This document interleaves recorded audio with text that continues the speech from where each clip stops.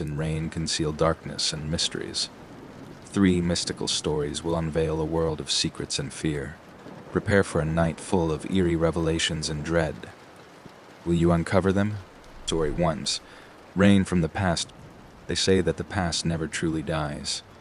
It merely waits, biding its time until the right moment to resurface.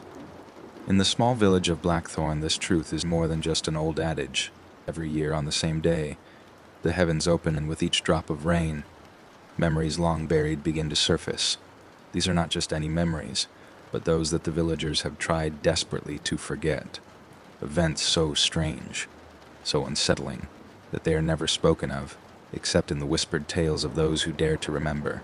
This is the story of one such year, when the rain came down heavier than ever before, and the village of Blackthorn was forced to confront the darkest parts of its past. It was early October when I first arrived in Blackthorn. The village was nestled deep in the hills, surrounded by dense forests that seemed to go on forever. It was a quaint place, the kind that had been left untouched by time, with cobblestone streets and old stone houses that looked like they had been standing for centuries. The air was crisp and cool, carrying with it the scent of pine and earth, a welcome change from the smog and noise of the city I had left behind. I had come to Blackthorn seeking solace, a quiet place to escape the chaos of my life. My work had taken its toll on me, leaving me drained and disillusioned. The relentless pace of the city had worn me down, and I longed for peace, for a place where I could disappear into the background and let the world move on without me. Blackthorn seemed like the perfect place for that. A village so small and remote that barely appeared on the map, known only to those who had a reason to find it. The villagers were kind, if a bit reserved. They welcomed me with polite smiles and nods, but there was a sense of caution in their eyes, as if they were wary of strangers. It didn't bother me much. I wasn't looking to make friends, just to find a quiet corner where I could be alone with my thoughts. I rented a small cottage on the edge of the village, a charming little place with ivy-covered walls and a thatched roof. It was cozy and warm, with a fireplace that crackled and popped in the evenings, filling the room with a comforting glow. It felt like a place where one could heal, where the troubles of the world couldn't reach you. For the first few days, I spent my time exploring the village and the surrounding woods. The landscape was beautiful, especially in the early morning when the mist hung low over the hills, giving everything an ethereal quality. The village was quiet, with only the sound of birdsong and the occasional rustle of leaves in the wind to break the silence. It was peaceful, almost too peaceful, like the calm before a storm. It was on my 5th day in Blackthorn that I first heard about the rain. I was sitting in the village pub, a cozy little place called the Crooked Oak, sipping on a pint of ale and listening to the low murmur of conversation around me. The pub was warm and inviting, with wooden beams overhead and a fire crackling in the hearth. It was the kind of place where the locals gathered to unwind after a long day, sharing stories and laughter over drinks. I had struck up a conversation with the bartender, a middle-aged man named Henry who seemed to know everything and everyone in the village. He was friendly enough, though there was a certain guardedness about him, as if there were things he was not willing to discuss with an outsider like me. As we talked, the conversation eventually turned to the weather. I mentioned how I had noticed that the sky had been growing darker over the past few days, the clouds gathering in ominous formations that hinted at an impending storm. Henry's expression changed at my words, his easy smile fading as a shadow crossed his face. He set down the glass he had been polishing and leaned in closer, lowering his voice as if he were about to share a secret. "You've picked an interesting time to visit Blackthorn," he said, his tone serious. "If I were you, I'd make sure you've got a good roof over your head in the next few days. The rain is coming."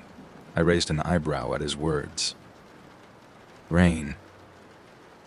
That doesn't sound..." Henry shook his head slowly. "Not just any rain. The rain." There was something in the way he said it that sent a chill down my spine. The rain. It wasn't just the usual downpour that one might expect in the autumn. There was something more to it, something that made the very mention of it seem ominous. "What's so special about this rain?" I asked, trying to keep my tone casual, though I could feel the unease creeping into my voice. Henry hesitated for a moment, as if weighing whether or not to tell me. Finally, he sighed and leaned back, crossing his arms over his chest. Every year on the 13th of October, it rains here in Blackthorn, he began. But it's not like any rain you've ever seen. It comes down in sheets, heavy and relentless, like the sky itself is trying to drown the village. It's been that way for as long as anyone can remember, but that's not what makes it strange. He paused, glancing around the pub to make sure no one was listening before continuing. The strange part is what happens to the people here when the rain starts. They change. It's like the rain does something to them, brings out memories that they've tried to bury, things they've long forgotten or tried to forget.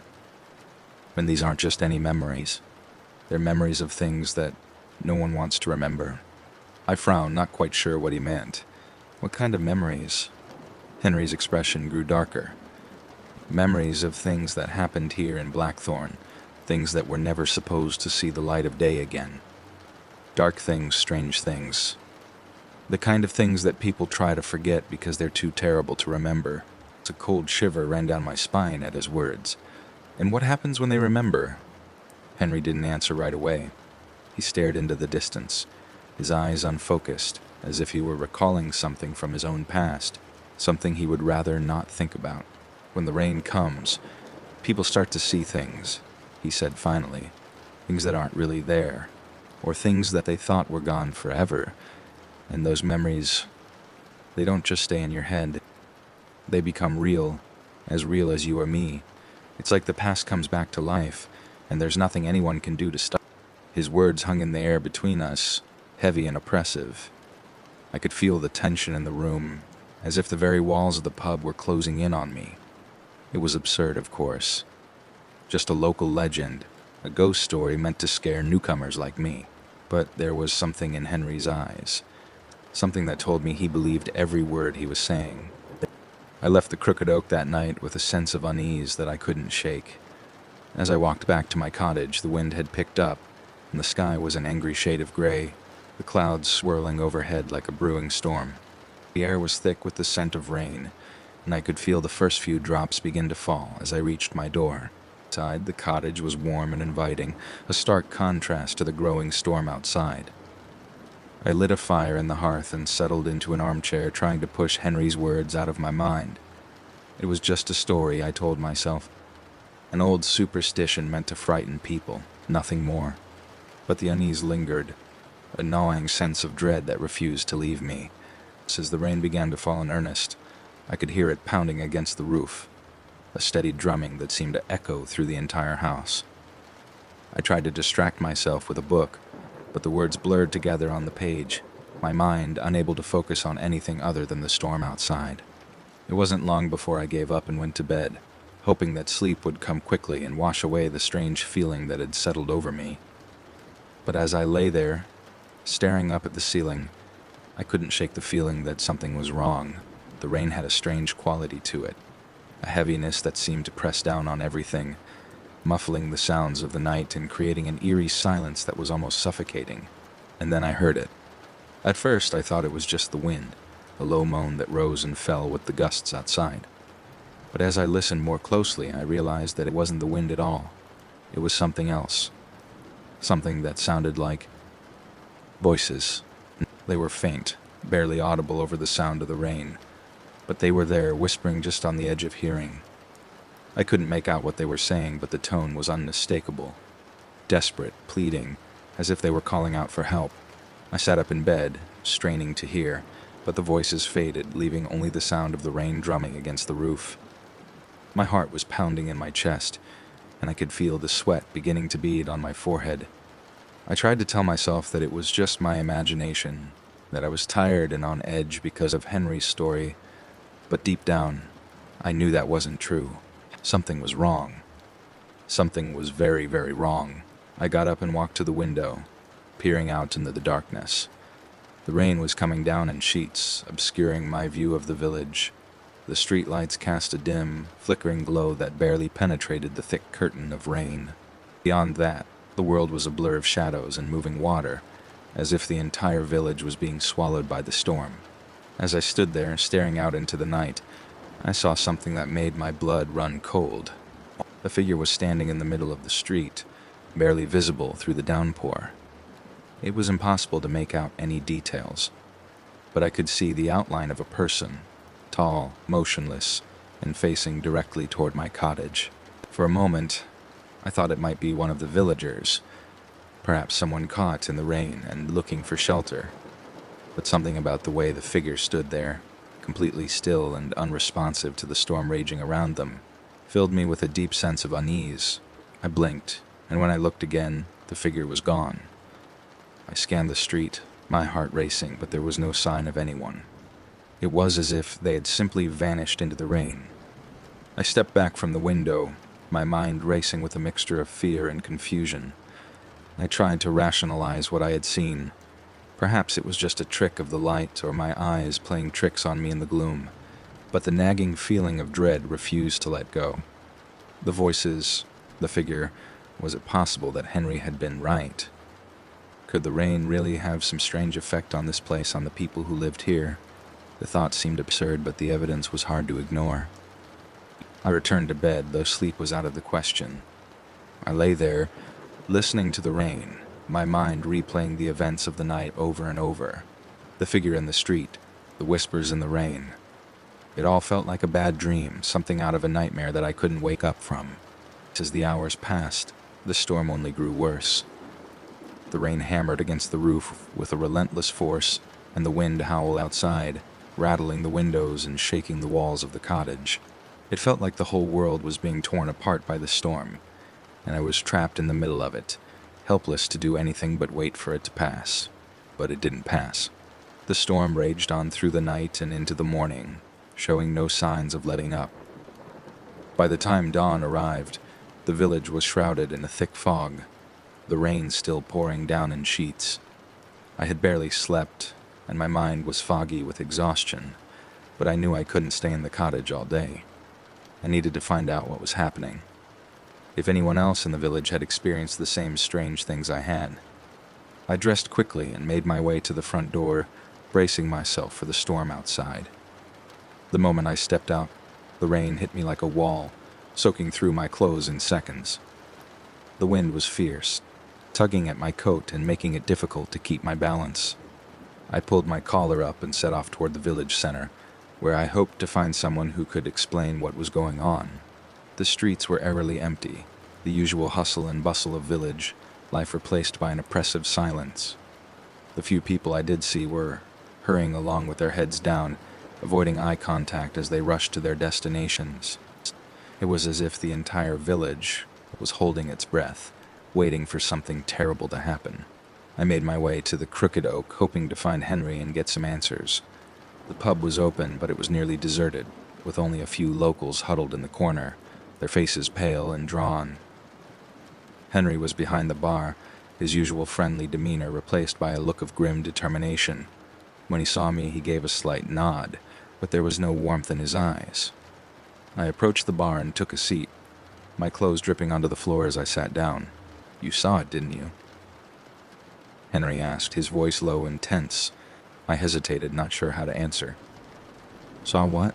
"It's their figure in the rain," he said, his eyes narrowing. "You saw it, didn't you?" I nodded slowly, the memory of the figure in the street sending a chill down my spine. "Yes. I saw something. I don't know what it was, but it was there and then it was gone." Henry sighed as if he had been expecting my answer. "You're not the only one. Others have seen it too every year when the rain comes. It's different for everyone. Sometimes it's a figure, sometimes it's something else. But it's always there, a reminder of what this village is hiding." "What is it?" I asked, my voice trembling. "What's happening here?" Henry leaned in closer, his expression grave. Blackthorn is a place with a dark history, a history that most of us would rather forget. But the rain, it doesn't let us forget.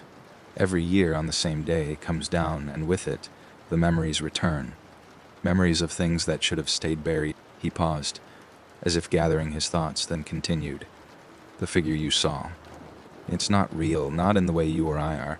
It's a manifestation of the past, of something that happened here a long time ago. Something terrible." The rain brings it back, forces us to confront it, whether we want to or... My mind was reeling with his words. It all sounded so unbelievable, like something out of a horror movie. But there was no denying the fear in Henry's eyes, the way his hands trembled slightly as he spoke. "What happened here?" I asked, barely able to get the words out.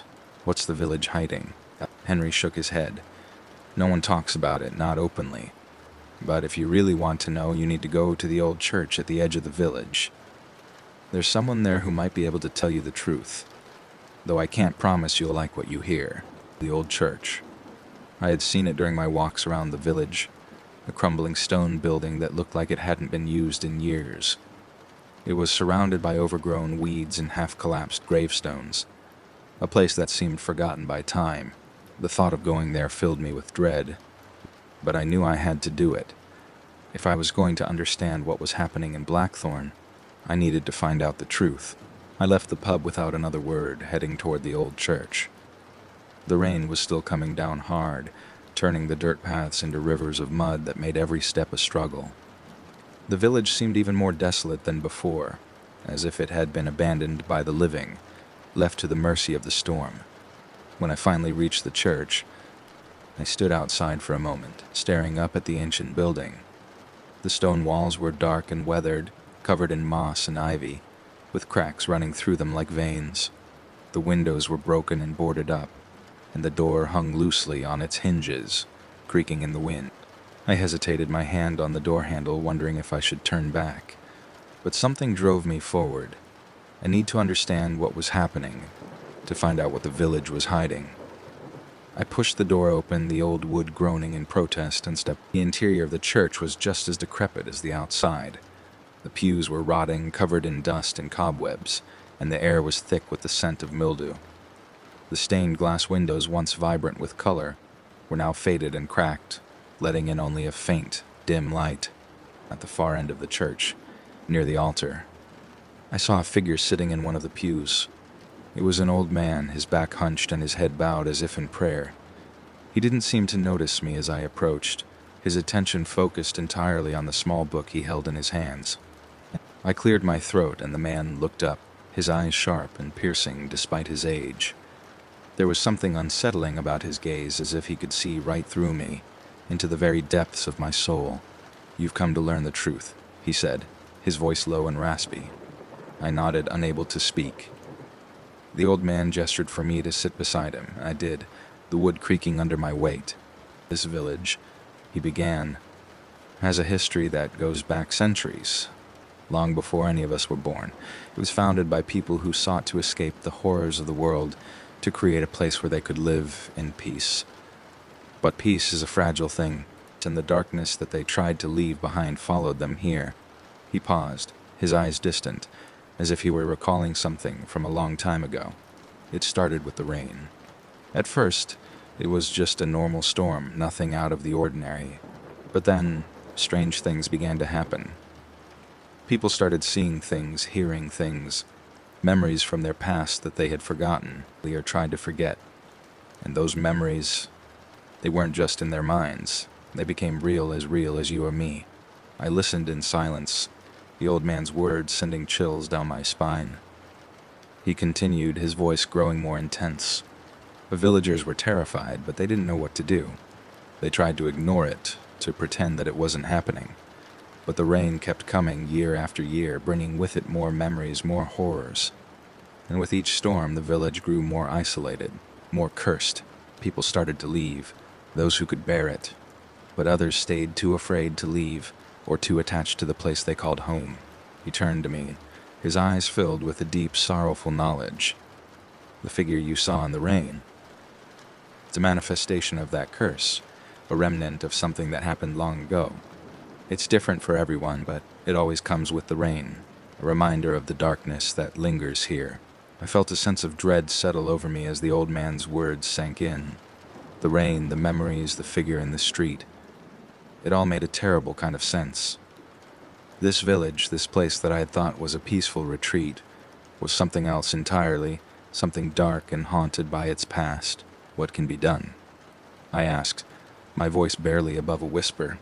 The old man shook his head slowly. There's no escaping it. The rain will come again, and with it, the memories. All you can do is face them, try to understand them, and hope that they don't consume you. He looked at me, his gaze piercing and intense. But be careful. The past is a dangerous thing, and some memories are better left forgotten. I left the church with a heavy heart, the old man's words echoing in my mind. The rain was still falling, relentless and unyielding, as if the sky itself was weeping for the village and its cursed history. As I walked back to my cottage, I couldn't shake the feeling that I was being watched, that the figure in the rain was still out there, lurking in the shadows, waiting for the right moment to return. And I knew, deep down, that this was just the beginning. The rain would come again, and with it, the memories that I wasn't sure I was ready to face. The days following my visit to the old church were marked by an uneasy stillness. The storm had finally passed, leaving the village drenched and dripping, as if it had been wrung out by some giant hand. But the sense of foreboding remained, hanging in the air like a bad dream that wouldn't fade. The villagers went about their business with tight lips and wary eyes, and no one spoke of what had happened during the rain. For a while, I tried to do the same. I busied myself with small tasks around the cottage, trying to distract myself from the strange occurrences and the old man's ominous warnings. But the truth was, I couldn't stop thinking about it. The figure I had seen in the rain, the memories that the storm seemed to dredge up from the depths of people's minds. None of it made any sense, and yet it felt undeniably real. It wasn't long before the village began to change again. It started with small things, a lingering chill in the air, even on sunny days, the way shadows seemed to stretch longer in the late afternoon, the feeling of being watched that never quite went away. The villagers noticed it too, though they never spoke about it openly. Instead, they avoided each other's eyes, keeping their heads down as they hurried through the streets, as if afraid that any acknowledgement of the strangeness might make it worse. One night, as I sat alone in the cottage, the unease became too much to bear. I decided I needed to know more. About the village, about the curse, about the rain. The old man's words had been cryptic, filled with half-truths and warnings, but I knew there had to be more to the story. If I was going to survive this, I needed to understand what I was dealing with. I decided to start by visiting some of the older villagers, those who had lived in Blackthorn their entire lives. If anyone knew the true history of the village, it would be them. The next morning, I set out to find Mrs. Cartwright, an elderly woman who lived in a small, dilapidated house at the edge of the village. She was known for her sharp mind and her reluctance to share her thoughts, but I hoped that she might be willing to talk to me. When I arrived at her house, I found her sitting on the porch, her gnarled hands busy with a piece of knitting. She looked up as I approached, her eyes narrowing with suspicion. "What do you want?" she asked, her voice gruff. I hesitated, unsure how to begin. "I was hoping you could tell me about the village," I said finally. "About the rain and what it does to people," Mrs. Cartwright snorted. "You're not the first to come asking about that," she said, her tone dismissive. "And you won't be the last, but it's none of your business. Best you leave it alone." "I can't," I said, my voice more desperate than I had intended. "Something's happening here, something strange. I need to understand what it is." She stared at me for a long moment, her sharp eyes boring into mine as if trying to decide whether I was worth her time. Finally, she let out a long sigh and set her knitting aside. "You really want to know?" she asked, her tone softer now, almost resigned. I nodded, and she gestured for me to sit beside her. "This village," she began, "has always been a place of secrets. It was founded by people running from something, war, persecution, who knows what. They came here to escape, to build a new life far from the troubles of the world. But trouble has a way of finding you, no matter how far you run." She paused, her gaze drifting out toward the distant hills, as if she could see the past playing out before her eyes. "It started with the rain," she continued, echoing the old man's words. "At first, it was just a strange coincidence. A storm that came every year on the same day, bringing with it strange memories. People thought it was just their imagination, or perhaps some old superstition. But then the memories started to get worse. They weren't just thoughts in people's heads anymore. They were real as you or me. She turned to me, her eyes haunted. People began to see things in the rain. Figures from their past, long-buried secrets that they had tried to forget. And those things, they weren't just in their minds. They were here in the village. I shivered at her words, remembering the figure I had seen that night. What happened to them? I asked, my voice barely a whisper. Mrs. Cartwright shook her head. Some people went mad. Others left, unable to bear the thought of what might come next. But most of us stayed. We had no choice. This is our home, cursed as it may be. In the rain? I pressed. Why does it happen? She gave me a long, measured look, as if deciding how much to tell me. No one knows for sure, she said finally. Some say it's a punishment, a curse placed on the village for something that happened long ago. Others think it's a warning, a reminder of the past that we can never escape. I leaned forward, desperate for answers. What happened here, Mrs. Cartwright? What are you all so afraid of? For a moment, I thought she might refuse to answer. But then she sighed again, her shoulders sagging under the weight of whatever burden she carried. There was a man, she said, her voice low. A long time ago, when the village was still young. He was an outsider, someone who came here looking for a fresh start, just like the rest of us. But he wasn't like the others. He had powers, strange abilities that no one could explain. He could hear things that weren't there. Some said he was a witch. Others said he was cursed. She paused, her eyes dark with memory. At first, people were afraid of him. But then they realized they could use his powers to their advantage. They brought him their troubles, their lost loves, their unfulfilled desires, and he made them see what they wanted to see, hear what they wanted to hear. But it came at a price. The things he showed them, the things he made them remember, they weren't real. They were shadows, illusions, that only made the villagers more desperate, more willing to do anything to hold on to their dreams. Her voice grew softer, almost a whisper, but the man couldn't control it. The more he used his powers, the more they took over until he couldn't tell what was real and what wasn't. The villagers turned on him, blamed him for their misery. They tried to drive him out, but he wouldn't leave. In the end, they did something terrible, something that cursed this village forever.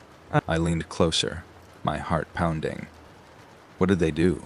Mrs. Cartwright met my gaze, her eyes filled with a deep, sorrowful knowledge. They killed him, she said, her voice barely above a whisper. But he didn't die like a normal man. As he lay dying, he cursed the village, swore that they would never escape their past, that their memories would haunt them forever. And then, the weight of her words settled over me like a heavy blanket. The rain, the memories, the figure in the street. It all made a terrible kind of sense.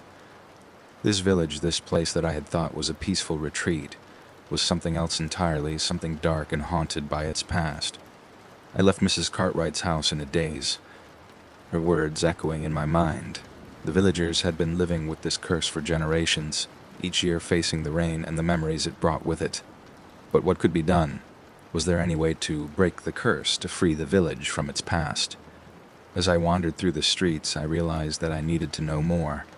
The old man in the church had hinted at something, but he hadn't told me everything. There had to be more to the story, something that would explain why the rain had such power over the village, and what could be done to stop it. I decided to visit the village library, hoping to find some records or old documents that might shed light on the curse. The library was a small, dusty building tucked away at the edge of the village, filled with shelves of old, yellowing books that seemed to have been forgotten by time. The librarian, a thin, reclusive woman named Miss Hargrove, barely looked up as I entered, her attention focused on the book in her hands. I wandered through the shelves, scanning the spines for anything that might be related to the village's history. Most of the books were mundane, old farming manuals, genealogies of local families, records of births and deaths. But then I found a small, leather-bound book tucked away in a corner, its cover worn and faded. The title was almost illegible, but I could just make out the words, "The Dark Histories of Blackthorn." I pulled the book from the shelf and opened it, the pages brittle and yellowed with age.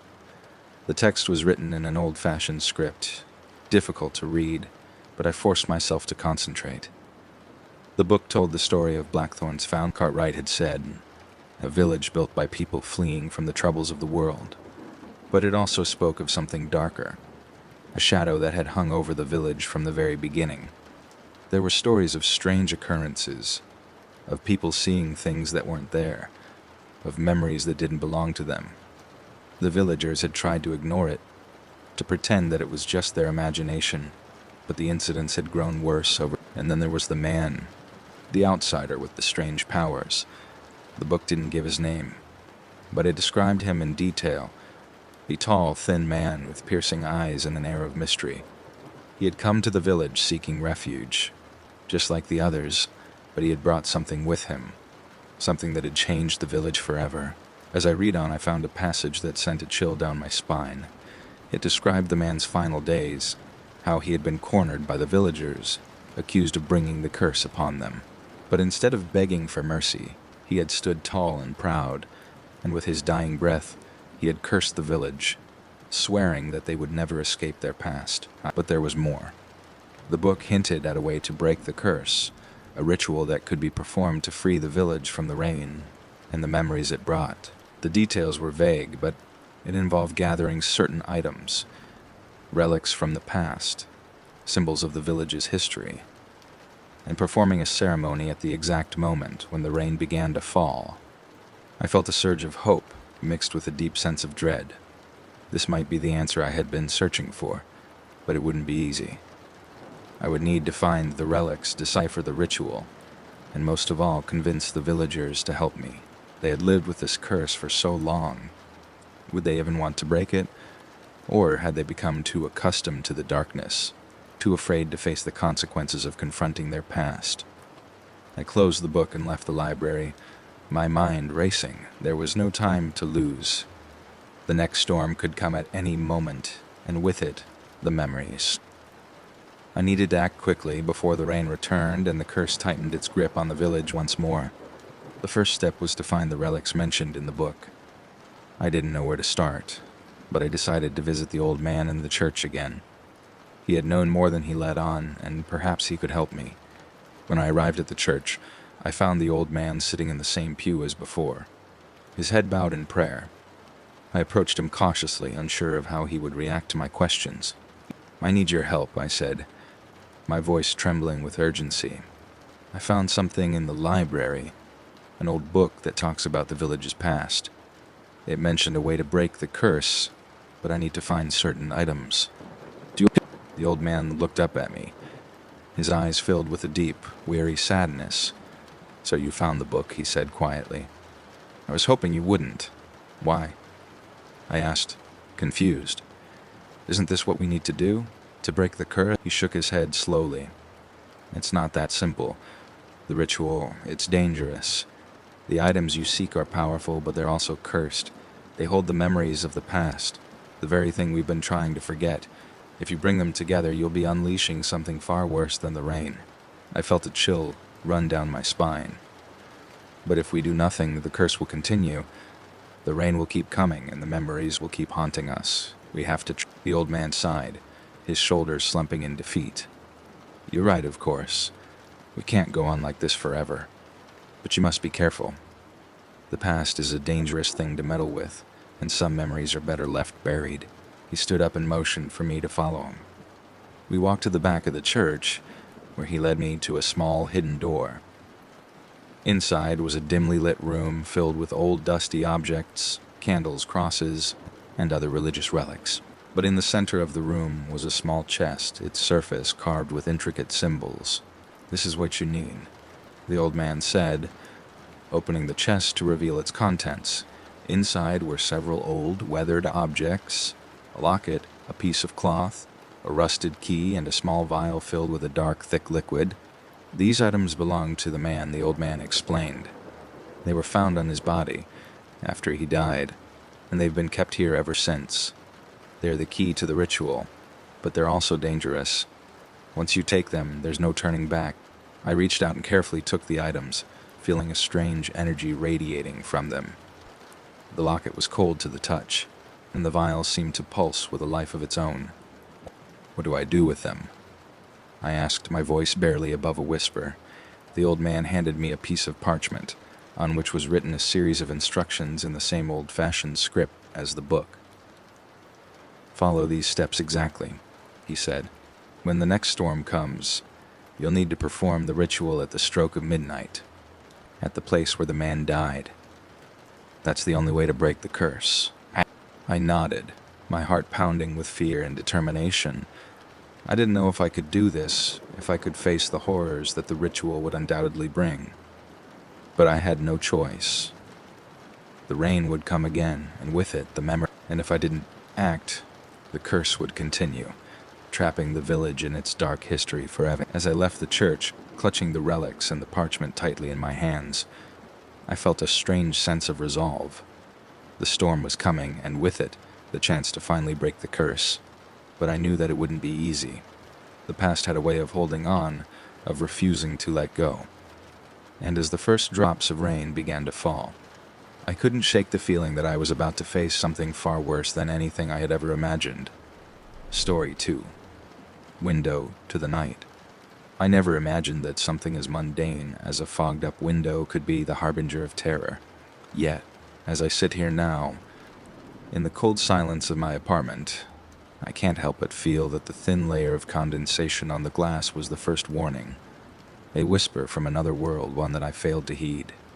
This story isn't just about the strange occurrences in my apartment, though that's where it all began. It's about the unraveling of reality, the blurring of the line between what is real and what isn't. It's about the way the ordinary can become extraordinary, and how the everyday can hide secrets darker than the deepest night. The first time it happened, I was too distracted to notice. It was late October, and the nights were getting colder. I had just moved into a new apartment, a small, unassuming place on the outskirts of the city. The rent was cheap. The neighbors kept to themselves, and there was a comforting anonymity in the way the buildings seemed to blend into the urban sprawl. I was unpacking boxes in the living room, surrounded by the usual chaos of a recent move. The walls were still bare, the furniture was sparse, and the only light came from the single lamp I had managed to set up in the corner. Outside, the night was thick with fog, and the streetlights cast an eerie, diffused glow. It was then that I noticed the first fogging on the glass. At the time, I didn't think much of it, just condensation from the cool night air meeting the warmth of the apartment. But as I approached the window, something caught my eye. In the fog, there were streaks, as if someone had traced their fingers across the glass. I wiped the window clean, assuming it was just a smudge from the previous tenant, and went back to unpacking. But the memory of those streaks lingered, nagging at the back of my mind.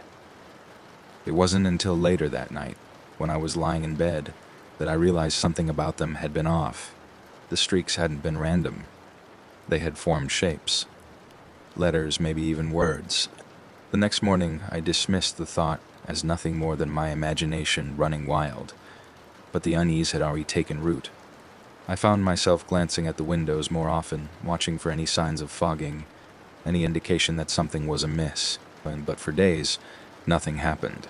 The windows stayed clear, and life went on as usual. It wasn't until the following week that the fog returned, and this time, there was no mistaking what I saw. It was late in the evening, and I had just settled into my routine. Dinner, a glass of wine, a movie on the television. The apartment was beginning to feel more like home, though it still lacked the personal touches that made it truly mine. The windows were closed, and the heater was on low, taking the edge off the autumn chill.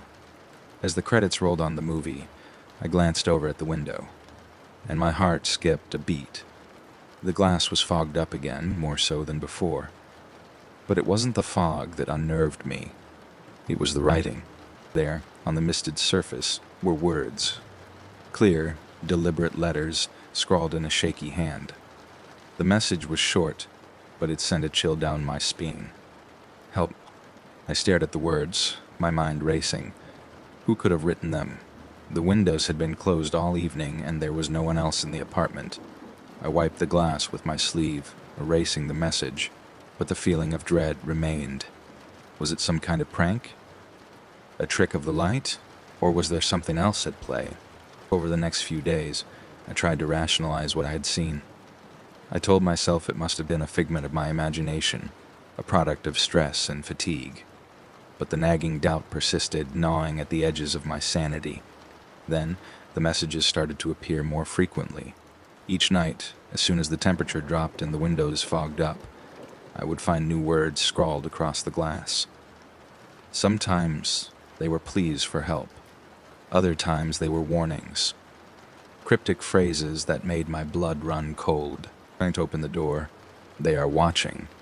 Leave now before it's too late. I began to dread the coming of night, the moment when the fog would start to form and the messages would appear.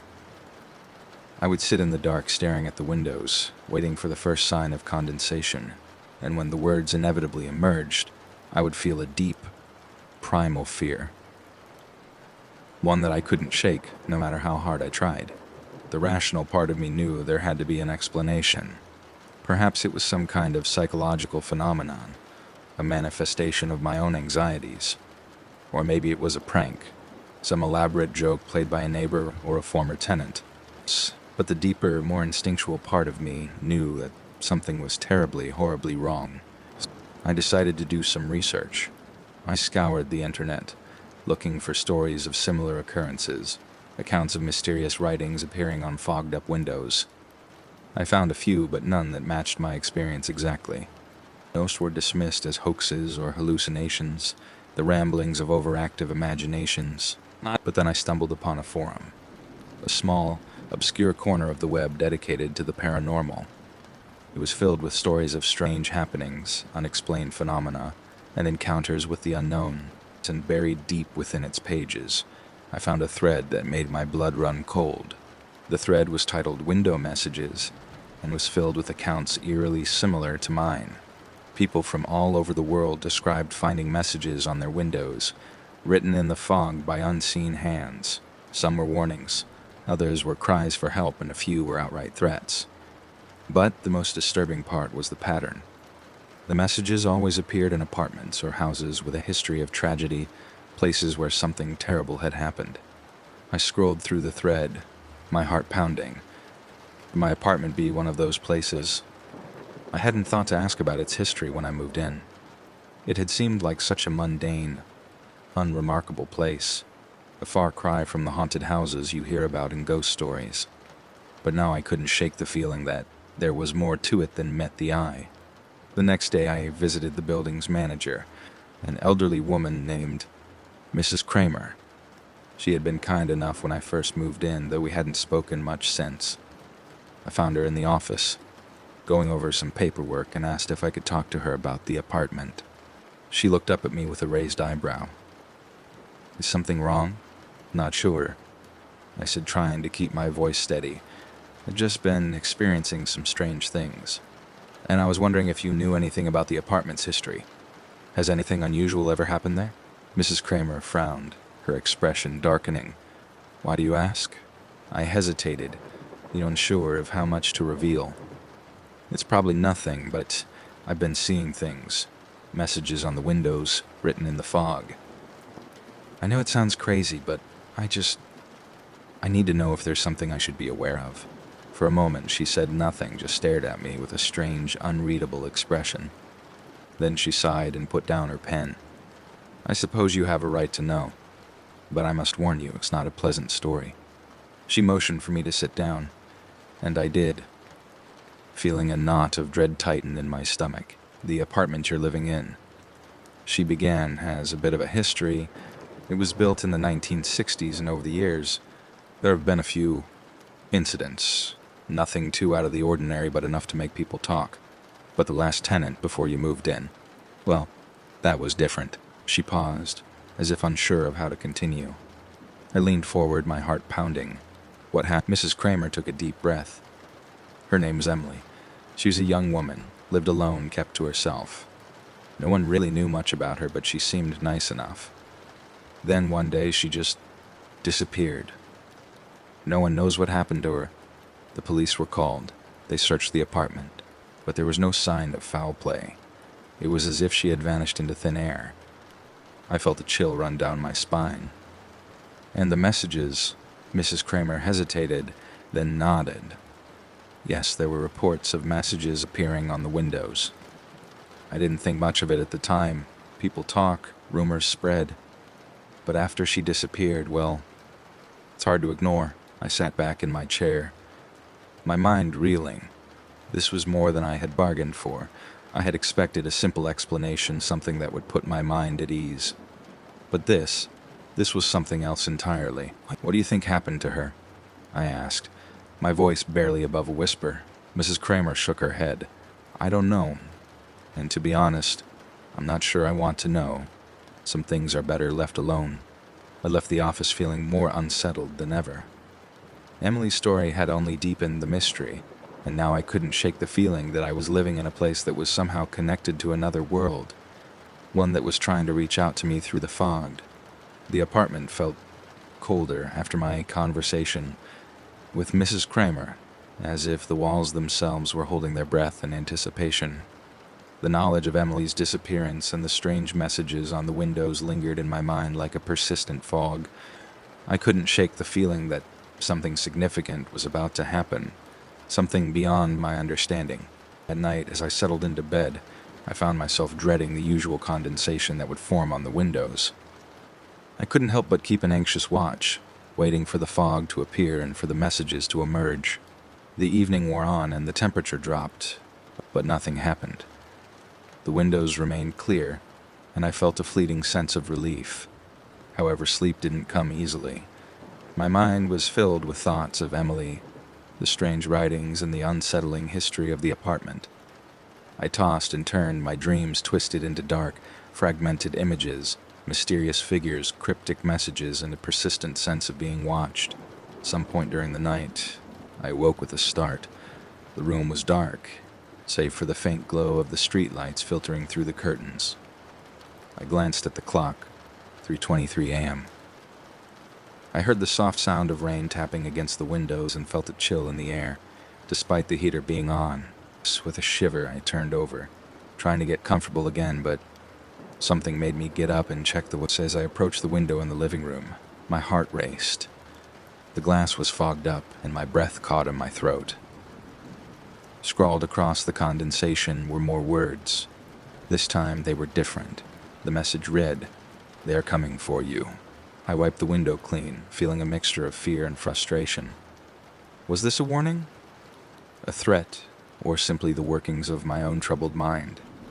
I tried to calm myself, telling myself it was just a figment of my imagination, a product of my own paranoia. But the following night, the messages continued. Each time the fog appeared, so did new writings. Don't trust them and they know your name. I became obsessed with deciphering these cryptic messages, trying to understand their meaning, but they only grew more sinister. The more I looked, the more I felt a sense of impending doom. Desperate for answers, I decided to visit the local library. I hoped to find more information about the apartment's history, or perhaps other accounts of similar phenomena. The library was quiet, and the librarian, an elderly woman with sharp eyes, directed me to the local history section. I spent hours poring over old newspapers, local archives, and records. To my dismay, I found very little about the apartment itself. Most of the records were mundane. But as I was about to give up, I stumbled upon an old newspaper article about a series of disappearances in the neighborhood from decades ago. The article mentioned several people vanishing under mysterious circumstances, including a young woman who had lived in my building. The article was dated back to the 1970s, and it mentioned a string of unsettling incidents, similar to what I was experiencing. Witnesses reported seeing strange figures at the windows, mysterious messages, and a general feeling of dread. The disappearances remained unsolved, and the cases had been quietly closed, leaving behind only whispers of fear and speculation.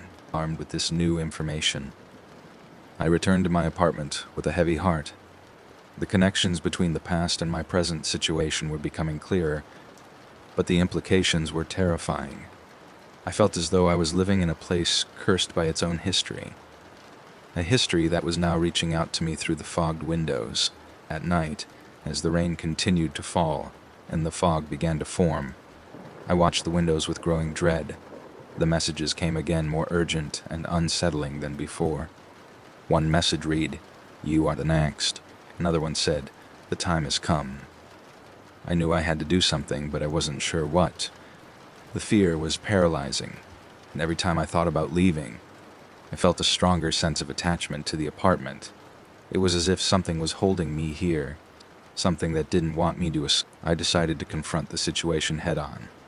I gathered my courage and went to the local historical society, hoping to find someone who could shed more light on the apartment's dark past.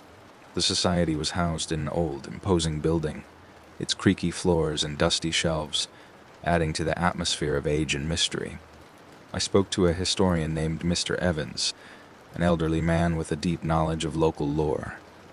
I told him about the messages and my research into the disappearances. His expression grew grim as I spoke, and he listened intently, asking questions about the specifics of the messages and any other strange occurrences. When I finished, he leaned back in his chair, his face drawn and serious. "What you're describing is not uncommon," he said. "There are places with histories so tragic or violent that they leave behind a sort of imprint, a residual energy that manifests in ways we don't fully understand. The messages on your windows might be a form of this residual energy trying to communicate with you or warn you." He paused, looking at me with a mixture of sympathy and concern. "The disappearances you mentioned were part of a larger pattern. There's a theory that some locations are more prone to such phenomena, especially if there's been a lot of emotional or traumatic energy associated with them. It's possible that your apartment is one of those places." I absorbed his words, feeling a mixture of dread and disbelief. If what he said was true, then there was no easy way out of this. I had to confront whatever was haunting my apartment or risk becoming another name in a list of unsolved disappearances. At night, I decided to take action. I prepared for whatever might come, gathering candles, a flashlight, and a notebook to record any new messages. As the rain pattered against the windows and the fog began to form, I steeled myself for what lay ahead. The fog appeared as usual, and with it, the messages. But tonight was different. The messages were more intense, as if they were coming from a place of deep, anguished emotion. The words seemed to pulse with a life of their own, and the sense of foreboding was almost palpable. I wrote down the messages as they appeared, trying to decipher their meaning. They grew increasingly frantic and cryptic, suggesting that something was closing in, something that I could not escape. The last message of the night was particularly chilling. I spent the rest of the night on edge, unable to shake the feeling that something was watching me, waiting for the right moment to strike. The apartment felt colder, and the shadows seemed to shift and writhe with a malevolent energy. As dawn approached, I was exhausted and terrified. The messages had left me with more questions than answers, and the sense of urgency was overwhelming. I knew I had to find a way to end this, to confront whatever was causing these disturbances before it was too late. The apartment was no longer a place of refuge. It had become a battleground between the known and the unknown, and as the rain continued to fall and the windows fogged up once more, I knew that the struggle was far from over. Messages would come again, and with them, the inescapable reality of a past that refused to stay buried. Story 3. The Misty Echo.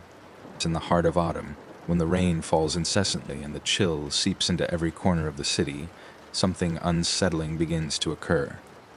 A thick, almost tangible fog blankets the streets, muffling sounds and casting an eerie silence over everything. As the fog deepens, strange echoes and unidentifiable noises start to penetrate the city's stillness, creating an atmosphere of unease that grows thicker with every passing hour. This is the story of that haunting fog and the chilling mystery it concealed. A story of sounds that lead to nowhere and whispers from the past that refuse to stay buried. As it all began on a night like any other in late October. The rain had been falling steadily for hours, turning the streets into glistening rivers of reflection. I had just finished a late shift at the hospital and was heading home, eager to escape the cold and the relentless downpour. The city was unusually quiet, the usual hum of nightlife and street noise swallowed by the thickening fog. As I drove through the empty streets, the world outside my windshield became an amorphous blur, the streetlights diffused into hazy orbs.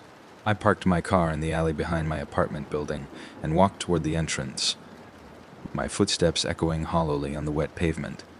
The fog was dense now, so thick it felt as though I was wading through a solid mist.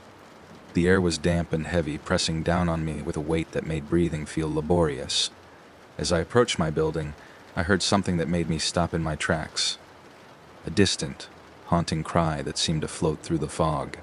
I stood there straining to locate the source of the sound, but the fog was too dense and disorienting. The cry was followed by a series of footsteps, faint but distinct, as if someone or something. My heart pounded in my chest, and I glanced around nervously, my senses heightened by the oppressive atmosphere. Inside the building, the familiar warmth and light of the lobby did little to dispel the unease I felt. I took the stairs up to my apartment on the 3rd floor, each step creaking ominously under my weight. As I reached my door, I heard the sounds again, this time closer. The footsteps were accompanied by the occasional murmur of indistinguishable voices, their tones both urgent and mournful. Unlocking my door, I hurried inside and shut it firmly behind me. The sounds seemed to fade as I closed the door, but I couldn't shake the feeling that something was very wrong. I tried to put it out of my mind as I prepared for bed, but the sounds lingered in my thoughts, unsettling and inexplicable. The following night, beanie fog returned with a vengeance. I was determined to ignore the strange occurrences from the previous night, but the fog was even denser this time. It clung to every surface and seemed to seep into the very fabric of the city. I decided to take a walk, hoping that some fresh air might clear my head. I wrapped myself in a heavy coat and stepped out, the door groaning slightly as I left. The street was eerily silent, the usual background noise of the city completely muffled by the fog. The only sounds were the occasional drip of water from the eaves and the faint, persistent hiss of the rain. As I walked, I couldn't shake the feeling that I was being watched. The fog seemed to press in on me, as if it were a living entity, constantly shifting and swirling. After a few minutes, I heard it again. The same haunting cry from the previous night, now louder and more desperate. It seemed to come from all directions, echoing off the fog-laden buildings. I stopped in my tracks, trying to pinpoint the source, but the sound was disorienting. It felt as though the cries were coming from within the fog itself, a chorus of lost voices blending together in a cacophony of despair. The footsteps followed soon after, their rhythm irregular and erratic. It was as if someone was walking through the fog, deliberately or not, but they were always just out of sight. I felt a growing sense of dread as I followed the sounds, my footsteps sloshing through puddles and my breath forming small clouds in the chilly air. The fog was so thick that I had to use my phone's flashlight to navigate. The beam of light cut through the mist, but barely penetrated beyond a few feet. As I ventured further, the cries and footsteps seemed to draw closer, mingling with a low, unsettling murmur that seemed to come from the fog itself. I began to feel as though I was being led somewhere, though I couldn't tell where or why. I followed the sounds until I reached a small, forgotten alleyway that I had never noticed before. The alley was narrow and dimly lit, with garbage bins and discarded items lining the walls. The cries were louder here, almost deafening, and the footsteps seemed to be all around me. I felt a shiver run down my spine as I moved cautiously into the alley, my flashlight casting eerie shadows on the walls. At the end of the alley, I found a large old door partially obscured by overgrown ivy. It looked ancient and out of place, like something from another era. The sounds were at their loudest here, and I felt a compulsion to open the doors with trembling hands. I pushed it open, and the hinges groaned in protest. Inside, the space was dark and musty, with a faint smell of mildew and decay. I shone my flashlight around, revealing a small, cluttered room filled with old furniture and cobwebs. The cries and footsteps had ceased, replaced by an oppressive silence that seemed to press in from all sides. I moved further into the room, the beam of light illuminating a collection of old, dusty boxes and strange artifacts. On one wall, I noticed a series of symbols scrawled in what looked like chalk. They were crude and poorly drawn, but undeniably unsettling. I approached the wall, trying to make sense of the symbols, but they only seemed to add to the mystery. The silence was almost tangible, a heavy weight that seemed to envelop the room. As I examined the symbols, I heard a sudden sharp sound behind me, a loud crash, followed by the sound of something, or someone, moving rapidly through the fog. I spun around, but there was nothing there. The room was empty, and the door was still ajar, allowing the fog to seep in. Panic set in as I realized that I was not alone. The oppressive silence was broken by the distant, haunting cries and the irregular footsteps that seemed to be closing in on me. I bolted for the door, my heart racing as I pushed through the fog and back into the alley. The fog was thicker than ever, wrapping around me like a suffocating shroud. I stumbled through the streets, the cries and footsteps growing fainter but still audible. I felt as though I was being pursued by an unseen force, my only refuge being the dim glow of streetlights that pierced through the fog. Finally, I made it back to my apartment, my body trembling with fear and exhaustion. I locked the door behind me and collapsed onto my bed, trying to calm my racing heart. And the sounds from the fog had subsided, but the sense of dread lingered, an ever-present reminder of the night's terrifying events. As I lay there in the darkness, I couldn't shake the feeling that the fog was more than just a weather phenomenon.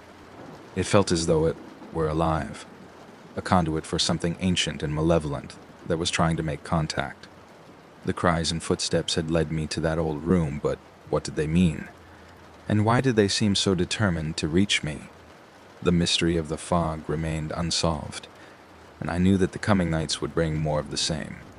The sounds, the symbols, and the oppressive atmosphere were only the beginning of a deeper, darker story that was unfolding in the heart of the city. The fog returned with a vengeance the next night, thickening the air until the city was once again swallowed by a dense, opaque haze. As I sat in my apartment, the muffled sounds from the street outside took on an eerie quality, a distorted symphony of distant cries and footsteps that seemed to creep closer with each passing hour. I had tried to convince myself that it was merely a trick of the fog, but the events of the previous night had left an indelible mark on my psyche. As the hours wore on, the fog pressed against the windows with an almost palpable weight, and the familiar cityscape outside was reduced to a blur of ghostly shapes and shadows. I had taken to peering out through the glass, my anxiety growing with every passing minute. The whispers and distant shuffling of feet grew louder, as though the fog itself was conspiring to draw me out into its embrace. Unable to resist the pull of the mysterious sounds, I decided to venture out into the mist once again. I grabbed my coat and flashlight, trying to steady my nerves as I stepped into the night. The cold, damp air enveloped me immediately, and the familiar streets seemed to dissolve into an unending sea of white. I navigated through the fog with caution, the beam of my flashlight cutting through the murky haze in narrow, ineffective strips. Every sound was amplified and distorted, making it difficult to pinpoint its origin. Sired cries seemed to come from every direction, creating a disorienting cacophony that gnawed at the edges of my sanity. As I moved deeper into the city, I noticed that some of the buildings were obscured by the fog more than others. Their shapes were distorted, the usual outlines of their facades turning into indistinguishable masses. The fog seemed to warp reality itself, turning the familiar into the strange. I walked for what felt like hours, the only markers of my progress being the intermittent glows of streetlights, their light diffused and weakened by the fog. I could hear the sounds of footsteps echoing behind me, always just out of sight, as if someone, or something, was following me through the mist. Eventually, I stumbled upon an alley I had never seen before. It was narrow and winding, its walls lined with old, crumbling buildings and forgotten trash. The fog seemed to be thicker here, and the sound of the footsteps grew more pronounced. I felt a sudden, overwhelming sense of dread, as though I was being led into a trap. With a deep breath, I ventured into the alley. The walls were covered in grime and graffiti, the remnants of a city that had long since faded into obscurity. The footsteps behind me grew louder, and I could hear a faint, rhythmic thumping that matched my own heartbeat. At the end of the alley, I found a small, nondescript door, partially obscured by a pile of debris. It was old and rusted, with a heavy iron handle that looked like it hadn't been used in years. Strange compulsion drove me to push the door open, revealing a dimly lit stairwell descending into darkness. I hesitated for a moment before descending the stairs, my flashlight casting long, jittery shadows on the walls. The air grew colder as I went deeper, and the sound of the footsteps behind me grew more insistent. The rhythmic thumping now sounded like a heartbeat, a steady, unyielding pulse that seemed to resonate through the very walls. The stairwell opened up into a large, cavernous room, its ceiling lost in the gloom above. The room was filled with a jumble of old furniture and broken objects, their shapes barely discernible in the faint light. The air was thick with dust and the faint, acrid smell of decay.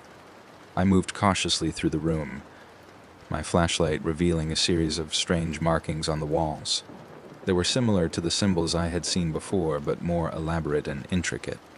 The markings seemed to pulse with an eerie, almost imperceptible light, their meanings eluding me. As I studied the symbols, I heard a sudden noise behind me. A loud crash, followed by the sound of something scraping across the floor. I spun around, my heart pounding, but the room was empty. The only sound was the distant, rhythmic thumping that seemed to emanate from somewhere within the building. I followed the sound, my flashlight revealing a series of corridors leading off from the main room. The corridors were narrow and winding, their walls covered in the same strange symbols. The thumping grew louder and more insistent, echoing through the darkened halls. Eventually, I reached a small, locked door at the end of one corridor. The door was old and weathered, with a heavy iron lock that looked like it had been in place for years. The thumping was almost deafening now, a constant, unrelenting rhythm that seemed to be coming from beyond the door. Given by a mixture of fear and curiosity, I pulled at the lock until it gave way with a loud creak. I pushed the door open, revealing a small, dimly lit room filled with old, dusty artifacts and strange, twisted objects. In the center of the room was a large, ornate mirror, its surface covered in a thick layer of grime. The mirror was cracked and fogged, its reflective surface distorted and cloudy. I approached it cautiously, my flashlight casting eerie shadows across its surface. As I peered into the mirror, I saw something that made my blood run cold. A dark, indistinct figure standing behind me, its features obscured by the fog. I spun around, but the room was empty. The figure had vanished, leaving only the oppressive silence of the room. I turned back to the mirror, and the figure was still there, its presence growing more distinct. It seemed to be reaching out toward me, its hand stretching through the fog as if trying to make contact. The whispers from the fog outside grew louder, merging with the rhythmic thumping that filled the room. The mirror seemed to be a portal, showing me a vision of something beyond the veil of the fog. The figure's hand was now almost touching the glass, its fingers brushing against the surface. I stumbled back from the mirror, my mind racing with fear and confusion. The whispers and thumping grew louder, and the room seemed to close in around me. I felt a sudden, overwhelming sense of being trapped, the fog pressing in from all sides. Panicked, I fled from the room, my footsteps echoing through the darkened corridors. The whispers and thumping seemed to follow me, their source always just out of reach. I burst through the front door of the building and into the fog, the chill of the night air hitting me like a wall. The fog was thicker than ever, swirling around me in an almost tangible form. I stumbled through the streets, the familiar landmarks of the city disappearing into the mist. The cries and whispers seemed to close in around me, the fog becoming a labyrinth of fear and uncertainty. Eventually, I found my way back to my apartment, my body trembling with exhaustion and terror. I locked the door behind me and collapsed onto my bed, trying to calm my racing heart. The fog outside pressed against the windows, its presence a constant reminder of the night's events. The city had become a place of shadows and mysteries, and the fog seemed to be a gateway to something ancient and malevolent. The rhythmic thumping and the figure in the mirror were only glimpses of a deeper, darker reality that lay hidden beneath the surface of the fog. The nights grew colder and the fog more persistent, and each evening brought new sounds and new fears. The city had transformed into a place of fear and uncertainty, where the misty echoes of the night held secrets that were just out of reach. As I lay in bed, waiting for the next night to come, I knew that the fog would continue to unveil its mysteries, and that the echoes of the mist would never truly leave me.